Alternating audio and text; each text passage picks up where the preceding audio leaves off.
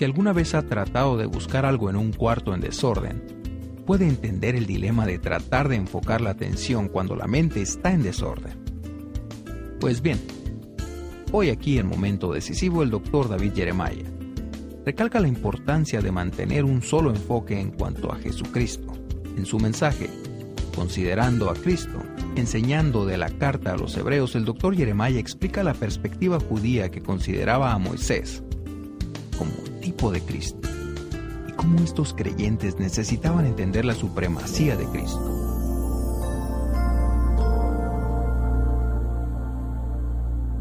Con ustedes, el Dr. David Jeremiah, en la voz y adaptación de Miguel Ángel Sánchez del Castillo, para introducir su mensaje. Bienvenido a esta nueva edición de Momento Decisivo, este día viernes. Esperamos que usted haya tenido una muy buena semana. Por nuestra parte, hemos tenido una muy buena semana estudiando la carta a los Hebreos. Es un gran libro de la Biblia para estudiar. Libro que presenta al Señor Jesucristo en casi todo pasaje. Aquí, el escritor de Hebreos está tratando de ayudarnos a entender la suficiencia de Cristo y su supremacía sobre todo lo demás. Al estudiar esta carta, hallamos en nuestro corazón un sentido de gran gozo al recordar a este personaje a quien le hemos consagrado nuestro destino eterno. Hoy continuamos nuestro estudio en cuanto a Jesucristo, según la carta a los Hebreos, abriéndola en el capítulo 3.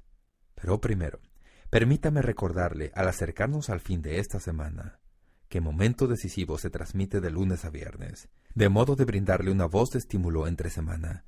No estamos aquí para reemplazar su relación con una iglesia bíblica local. De hecho, hacemos todo lo posible para recalcar esto todos los viernes. Nuestro papel en su vida debe ser una especie de catalizador para que usted penetre en la palabra de Dios y también una motivación para que esté presente en la casa de Dios el día domingo. Sé que muchos de ustedes son miembros fieles de iglesias locales y muchos sirven y enseñan ahí y ministran. Nosotros estamos presentes durante la semana para traer a su vida una voz de estímulo y enseñar las Escrituras Sagradas, pero promovemos la iglesia local según el Nuevo Testamento. Como saben, yo soy pastor de una iglesia local y sé que nada puede jamás reemplazar el ministerio de la asamblea local que Dios ha ordenado y diseñado para nosotros según el Nuevo Testamento.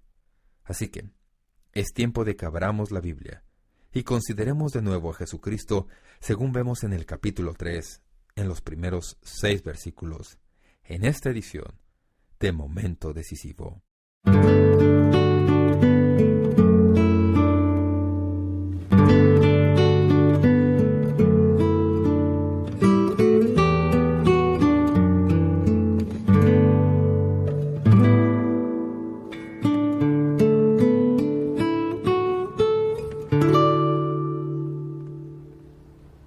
Leí de un brillante matemático que enseñaba en una prestigiosa universidad tecnológica. Un día, iba caminando por el plantel tan absorbido en sus pensamientos que cuando un universitario le saludó, no le respondió. Después de haber dado unos cuantos pasos, se dio cuenta de que no había actuado apropiadamente, así que se detuvo. Volvió sobre sus pasos, detuvo al estudiante y le preguntó: «Discúlpame, ¿podrías decirme en qué dirección iba yo?» El estudiante señaló con la mano y le respondió: «En esa dirección, señor». Entonces el profesor dijo: «Gracias. Eso quiere decir que ya almorcé». Ahora, si usted ha oído de un profesor distraído, este es un buen ejemplo. Está al borde de lo absurdo, hasta que recordamos alguna ocasión cuando distraídamente hicimos algo parecido. Algunas veces, por andar distraído, me paso de alguna esquina en donde debía dar la vuelta. En esta ciudad, uno paga un alto precio por hacer eso, porque después se necesita una eternidad para volver al lugar donde debía dar la vuelta. En un comentario sobre los Salmos, el escritor recalca la importancia de ser decidido respecto a algo y dice: «Son los decididos los que mueven la historia». A Marx lo consumía el ideal de una utopía sin clases. Hitler arengó a Alemania con la visión de una raza suprema y el apóstol Pablo afectó la historia de una manera positiva al evangelizar Occidente, decidido a no saber nada aparte de Jesucristo y Él crucificado. En Romanos 1:1, Pablo nos dice que él se consideraba apartado para el Evangelio de Dios. En el pasaje que consideramos hoy, Hebreos 3:1, se nos va a pedir que resolvamos fijar nuestra mira en Cristo. Todo empieza en el versículo 1, con un reto a considerar a Cristo. Leemos: Por tanto, hermanos santos, participantes del llamamiento celestial, considerad al apóstol y sumo sacerdote de nuestra profesión, Cristo Jesús. Ahora, es como recordarán, Hebreos, porque fue escrito primordialmente a cristianos hebreos, es decir, cristianos que habían salido del judaísmo. Muchos de ellos batallaban con este reconocimiento de Cristo recién hallado, porque tenían toda una vida entera de influencia del judaísmo. Alguien ha dicho que estos cristianos judíos estaban mirando a Jesús con un ojo y mirando de reojo al judaísmo con el otro. Así que la palabra consideren aquí es un reto para ellos y para nosotros. A mirar, observar, contemplar con toda atención cómo borrar de la visión todo lo demás. Fijar la atención en algo de manera de lograr que el significado de lo que vemos realmente penetra en nuestro cerebro y lo captamos, lo comprendemos.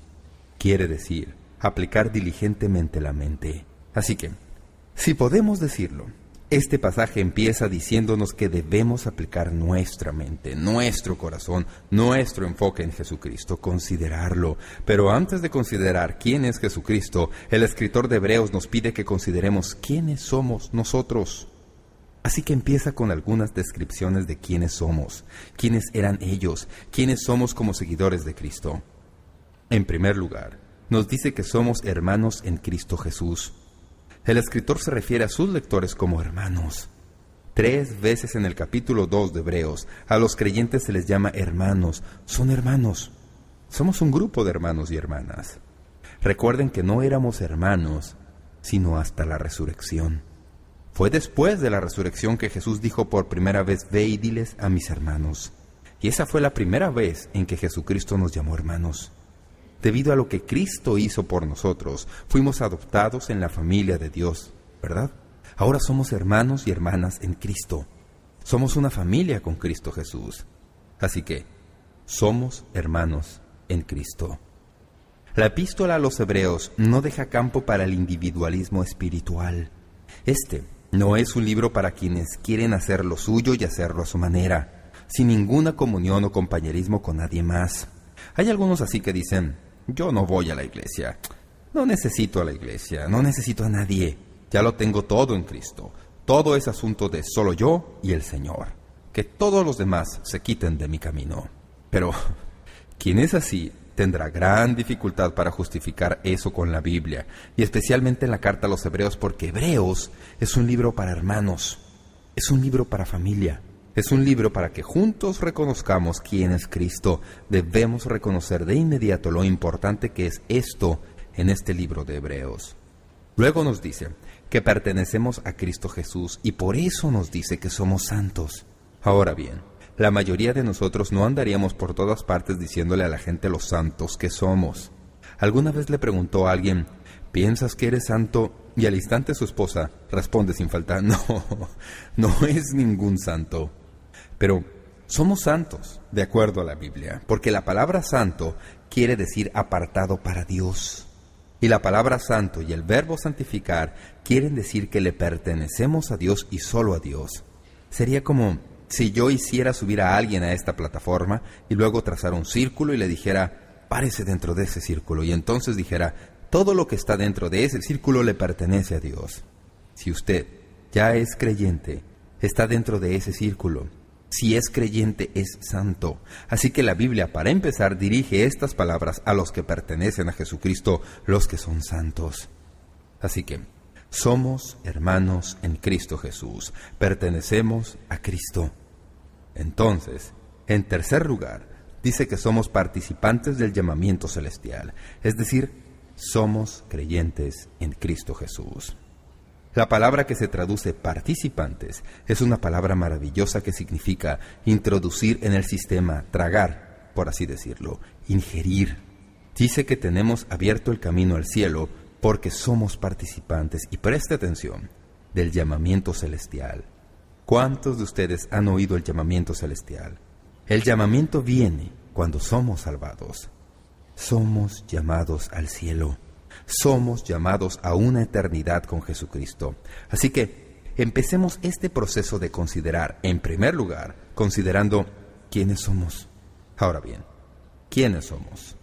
Le pertenecemos a Jesucristo. Somos hermanos y somos creyentes. Eso es lo que somos. Espero que usted se halle a sí mismo en esa categoría ya. Si usted ya conoce a Jesucristo, le pertenece a Él.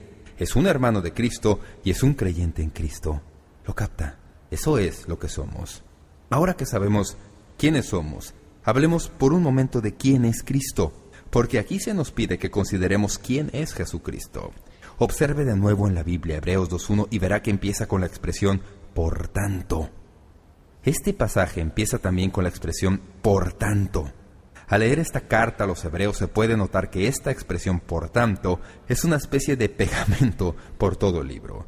Cada vez que uno llega a un por tanto, es tiempo de hacer una pausa y recordar lo que hemos aprendido y reflexionar en lo que va a suceder. Alguien dijo que las expresiones por tanto o por lo cual, o similares en la Biblia, son como letreros en una carretera que advierten a los conductores: pare, mire, escuche, pare, mire, escuche. Cuando se ve un por tanto, eso es lo que se debe hacer. ¿Qué hemos aprendido ya? ¿Y qué hemos descubierto ya en cuanto a Cristo que merezca un por tanto? Hemos aprendido que Él es mejor que los profetas que hablaron a los padres en el Antiguo Testamento, porque Él no es el heraldo del mensaje, Él es el mensaje. Hemos aprendido que fue poco menor que los ángeles por un periodo de tiempo a fin de poder llegar a ser nuestro Salvador y pagar por nuestros pecados. Hemos aprendido que es el Dios creador, que es el sustentador del universo, que su reino es por los siglos de los siglos. Y eso es apenas un ápice de lo que hemos aprendido en cuanto a Jesucristo. Por eso tenemos aquí esa expresión por tanto, en razón de que ya sabemos cuán grande es Jesucristo, considerémoslo. En este pasaje bíblico se nos dan dos títulos para Cristo que de cierta manera son nuevos para nosotros. Tenemos que entender que lo que aprendemos en cuanto a Cristo aquí en este versículo es, en primer lugar, que es el Hijo de Dios. Lo sabemos porque en esta frase se le da el título de apóstol. Dice, considerad al apóstol. En algunas versiones la palabra apóstol tiene mayúscula inicial. Permítanme explicarle al respecto. Esta es la única ocasión en toda la Biblia en donde a Jesús se le llama el apóstol. No es un apóstol como los 12 apóstoles. Es un apóstol en el sentido de que incorpora el genuino significado de la palabra apóstol. ¿Saben lo que quiere decir la palabra apóstol? Quiere decir alguien que es enviado por alguien a un cierto lugar. Así que, siendo él apóstol, captamos este cuadro de Jesús de que un día estuvo en el cielo con el Padre Celestial y el Padre dijo, quiero que tú, Jesús, desciendas y visites la tierra y hagas ahí la obra que hay que hacer. El apóstol es el enviado. Así, vino a nosotros como el enviado.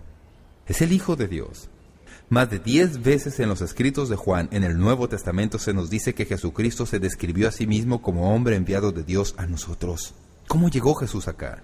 Dios le envió. Jesús fue enviado de Dios a esta tierra. Él fue a quien Dios envió a esta tierra, el apóstol. Luego noten, no solo es el Hijo de Dios, el apóstol, sino que también es el Hijo del hombre, el sumo sacerdote. En tanto que la palabra apóstol es la única que se refiere a Jesús esta única vez en este pasaje, la expresión sumo sacerdote se aplica a Jesús 12 veces en el libro de Hebreos. Ya hemos aprendido de su ministerio sumo sacerdotal anteriormente en este estudio. Se nos dice en Hebreos 2:17 que Jesús debía venir a ser misericordioso y fiel sumo sacerdote en lo que a Dios se refiere. ¿Por qué es nombrado sumo sacerdote? Está singularmente cualificado para ser nuestro sumo sacerdote porque es 100% Dios. Así que puede decirnos qué es lo que Dios se propone y mostrarnos quién es Dios. Es 100% hombre. Así que puede decirle a Dios lo que pasa con nosotros. Puede ser el mensajero de Dios para nosotros y nuestro mensaje a Dios. Es nuestro sumo sacerdote, nuestro perfecto representante. La Biblia nos dice que incluso ahora está a la mano derecha del Padre y... ¿qué es lo que está haciendo? Está intercediendo por nosotros. Está representándonos delante de Dios. Es nuestro sumo sacerdote. Como apóstol, es el Hijo de Dios. Como sumo sacerdote, es el Hijo del hombre. Es el mediador perfecto. Por eso leemos en 1 Timoteo 2:5, porque hay un solo Dios y un solo mediador entre Dios y los hombres, Jesucristo hombre. ¿Por qué es perfecto? Es perfecto porque el apóstol que Dios envió a que descendiera a nosotros, es perfecto porque es el apóstol que Dios envió a que descendiera a nosotros, y es perfecto porque es nuestro sumo sacerdote representándonos ante Dios. Es nuestro mediador perfecto. Ahora, cuando estudiamos esto en el contexto de la carta a los Hebreos, esto resulta muy asombroso. En el capítulo 1 vemos a Jesús como Hijo de Dios. En el capítulo 2 lo vemos como Hijo del Hombre. Ahí es donde se nos dice que fue hecho un poco menor que los ángeles. ¿Lo recuerdan? Un poco menor que los ángeles. Es otra manera de decir que se hizo hombre. Así que en el capítulo 1 se nos da un cuadro de Jesús, el Hijo de Dios, en toda su grandeza. En el capítulo 2 se nos da un cuadro de Jesús, el Hijo del Hombre, en toda su humanidad, en toda su fidelidad, en toda su misericordia. En el capítulo 1 Él es Dios. En el capítulo 2 Él es el hombre. En ambos capítulos es ambas cosas. En el capítulo 1 es el Dios hombre y en el capítulo 2 es el hombre Dios. Pero llega el capítulo 3. Se nos lo presenta de una nueva manera, con un nuevo término, que no se ha usado antes en la carta a los Hebreos. En el capítulo 3 se le llama Cristo Jesús. Cristo quiere decir Mesías, el ungido de Dios. Jesús es el nombre humano para Cristo, el que vino para ser uno de nosotros. Jesús fue el nombre que le fue puesto cuando nació en Belén. Así que ahora llegamos a este capítulo 3 y aquí el escritor combina lo que ha dicho en los primeros 2 capítulos y dice, ahora que sabemos que Él es el Hijo de Dios y ahora que sabemos que es el Hijo del Hombre, adoremos juntos a Cristo Jesús. Cuando decimos Cristo Jesús, estamos diciendo que Él es el Mesías y que es el hombre, Cristo Jesús perfecto para venir y lidiar con nuestra situación. Así que, volvamos por un momento a nuestro reto. Nuestro reto es que lo consideremos. Todas las semanas tengo el privilegio de dedicar tiempo para hacer eso, y ni podría decirles cuánto me entusiasma este libro que estamos estudiando, porque cada vez que abro este libro, sé a dónde me va a llevar. Me llevará a que me absorba el mensaje de Cristo, quién es Él y lo que está haciendo, y así puedo considerarlo. A menudo me pregunto si tendría la disciplina de hacerlo si no fuera pastor. No estoy seguro de que la tendría. Así que Dios debe haberme hecho pastor a fin de que estudie este libro. Hay un viejo dicho que dice que si uno quiere conocer la Biblia, debe hacerse maestro de la Biblia. La actitud es que si usted quiere conocer la Biblia, va a tener que enseñarle a alguien. Tendrá que estudiar la Biblia. Así que he estado estudiando la carta a los Hebreos y he quedado abrumadoramente cautivado. Ha despertado de nuevo mi amor por Cristo Jesús, el Hijo de Dios y el Hijo del Hombre. Él es el apóstol y sumo sacerdote de nuestra confesión. La Biblia dice que somos salvados por nuestra confesión de Cristo Jesús. La Biblia dice que si confesamos con nuestra boca que Jesús es el Señor y creemos en nuestro corazón que Dios le levantó de los muertos, seremos salvados. Así que, aquí, en este versículo 1, tenemos este reto para todos nosotros de que lo consideremos, que fijemos nuestra mente en Jesucristo. Permítame recordarle que esto no es algo que uno hace automáticamente. ¿Recuerda usted que ya dijimos en un mensaje anterior que uno no necesariamente se desliza hacia la santidad? Tenemos que hacerlo de manera proactiva. Tenemos que tomar decisiones. Así que quiero animarle a que piense en esto en estos días. ¿Cuándo fue la última vez en que usted dedicó tiempo en su vida? Y quiero decir, tiempo a propósito, dedicado de manera singular, a considerar a Jesús, a meditar quién es Él y lo que Él ha hecho en su vida. El escritor de Hebreos le dice, considéralo, considera a Jesús. Ahora, va a ayudarnos de nuevo a entender lo importante que es Jesús, recordándonos su grandeza en comparación con otro pasaje bíblico bien conocido. Vamos a ver, en los próximos versículos, unas cuantas palabras que nos hablan de la comparación de Cristo y Moisés. Leemos en Hebreos 3:2, el cual es fiel al que le constituyó, como también lo fue Moisés en toda la casa de Dios.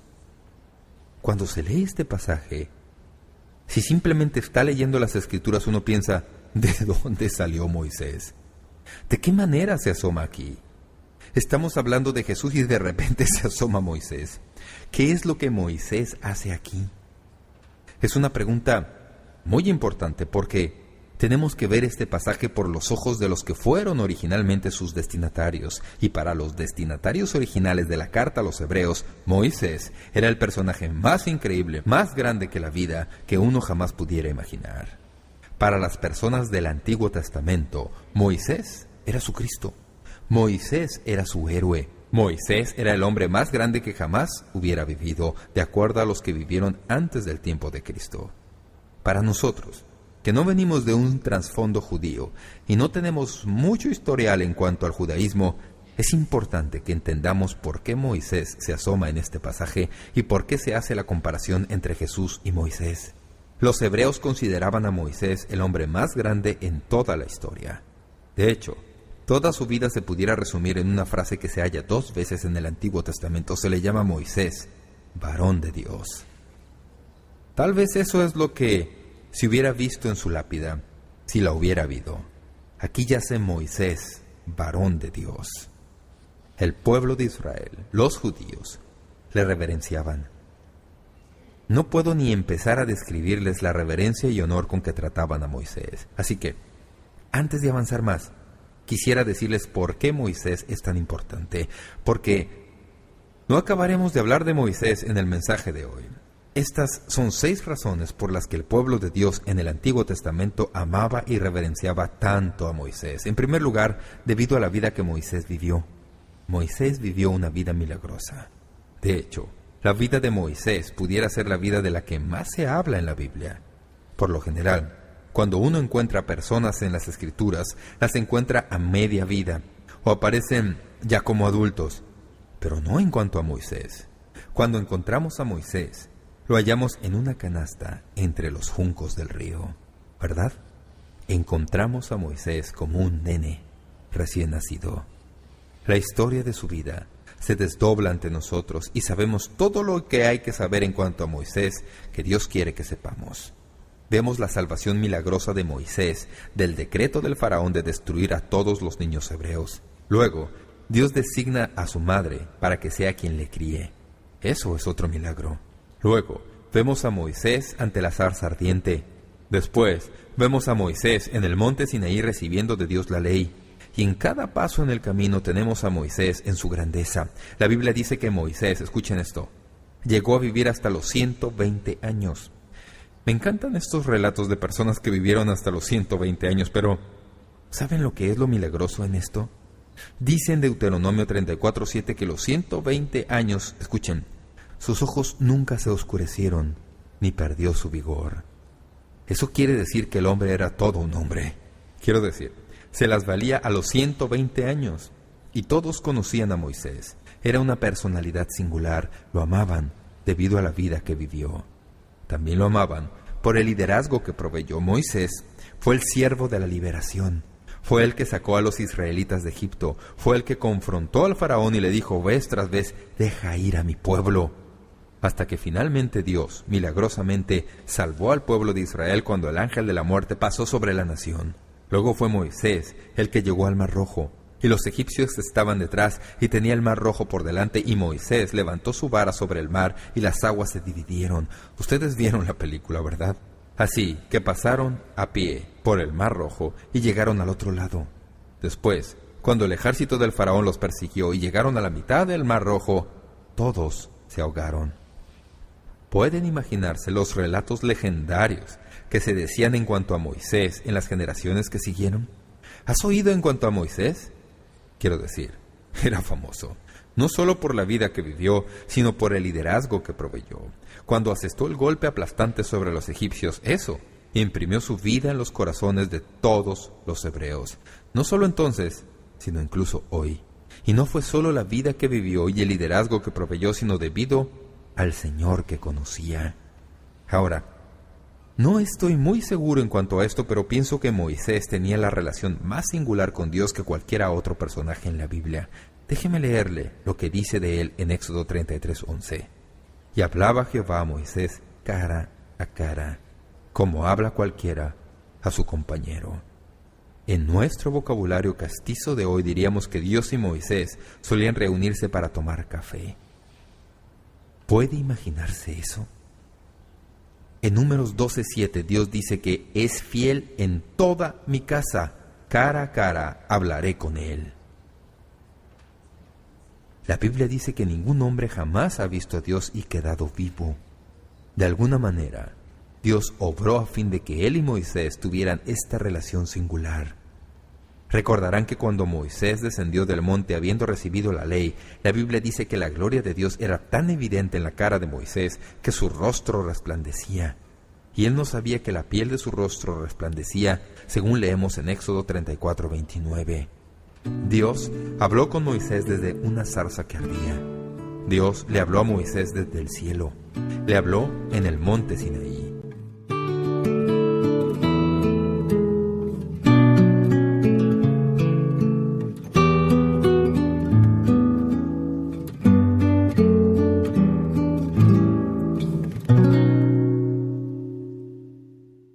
Así es. Moisés era un héroe, e incluso ahora se le considera grandemente valioso. Pero Moisés era de significación especial para nuestros hermanos y hermanas judías, y para los hebreos a quienes se dirigió este libro. Tal vez, aparte de Abraham, era el personaje más importante del Antiguo Testamento. Vamos a decir más de esto cuando nos reunamos de nuevo, el día lunes. Espero que usted nos acompañe para concluir nuestra consideración del tema Considerando a Cristo, basándonos en Hebreos, capítulo 3, versículos 1 al 6. Volveremos el día lunes con más sobre el libro a los Hebreos. Por favor, haga desde ya planes para acompañarnos en la próxima edición de Momento Decisivo.